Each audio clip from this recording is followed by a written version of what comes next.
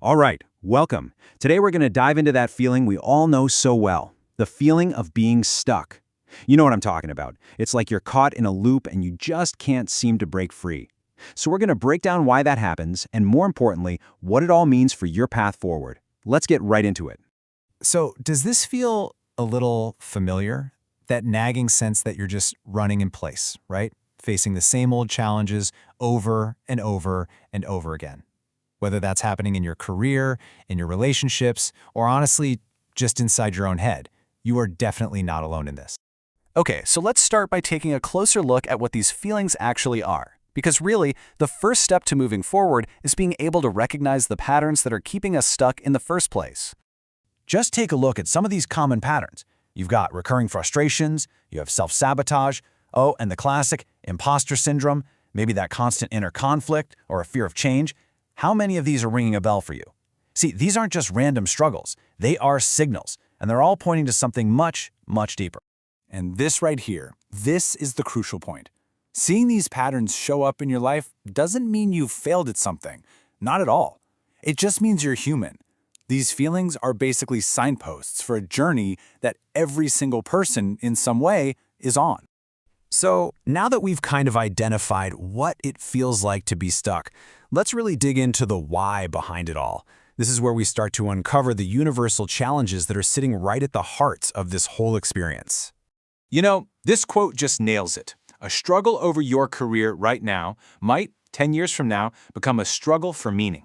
The challenge doesn't just vanish. It evolves with us. It's kind of like a constant companion on this human journey. And here's the name for it, the perennial struggle. Now, this isn't some new age concept we just made up. This is the name for that collection of timeless internal conflicts that philosophers, psychologists, and storytellers have been wrestling with for centuries. It's basically the engine of our growth. So what does this struggle actually look like in our day-to-day lives? Well, a lot of the time, it shows up as this tension between our identity and our authenticity. It's that conflict between the person you think you should be, based on your job or society's expectations, and the person you genuinely are deep down. We also see it in this constant push and pull between control and surrender. We have this deep, deep drive to manage every outcome, right? To impose our own order on all the chaos of life. But that usually comes at the cost of our peace and our ability to adapt when things inevitably, change. And then we grapple with this search for significance. It's that existential ache, that really deep desire to know that our lives actually matter, and the fear that we're just wasting our time on things that are ultimately meaningless. And finally, there's this paradox of connection, that tension between belonging and alienation. We have this primal, fundamental need to be part of a community. But at the same time, we're afraid of losing our individuality, of getting absorbed by the group and losing what makes us, us. So we've identified the struggle, but now comes the most important part of this whole thing, changing how we see it. Because this isn't a problem that needs to be solved, it's a path that needs to be walked. Seriously, if you remember one single thing from our time together today, let it be this. The struggle is not evidence that you're broken. It is the curriculum for your life. It's the very thing that is shaping you into who you're becoming. So the objective here isn't to just magically get rid of all these tensions. Come on, that's impossible. The real goal is to learn how to navigate them with awareness, to engage with them consciously instead of letting them control you unconsciously. Okay, so how do we actually do that? Well, thankfully, we don't have to invent the map from scratch. Ancient wisdom and modern psychology have already given us some really powerful frameworks for this exact journey. And here are two incredible examples. On one hand, you've got the 12 steps, which is a really practical, structured process for dealing with the parts of your life that just feel completely unmanageable. And on the other hand, you've got the hero's journey, a mythic, narrative framework that describes the universal story of transformation.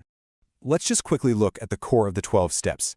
It starts with simply acknowledging you can't control everything, then surrendering that need for control. It asks you to take an honest inventory of yourself, to make amends where you can, and finally, to commit to a life of continuous growth. It's such a powerful blueprint for real, lasting change because it all hinges on this one profound insight. Real power often begins the moment we admit we're powerless. And all of that brings us to the final piece of this puzzle, perspective. Because this isn't a one-and-done fix. This is about embracing a lifelong journey. Transformation isn't some finish line you cross one day. It is the process itself. It's this continuous cycle of growing and letting go of what doesn't serve you anymore and discovering new parts of yourself along the way. Nobody gets a free pass from the perennial struggle. It's just part of the deal of being alive. But the people who find deep wisdom and true meaning are the ones who turn towards it, who actually engage with it, and who learn from it. So, I'll leave you with this thought. The struggle, that part is guaranteed. But the meaning you get from it, well, that's up to you. The path is there. The only question left is, how will you choose to walk it?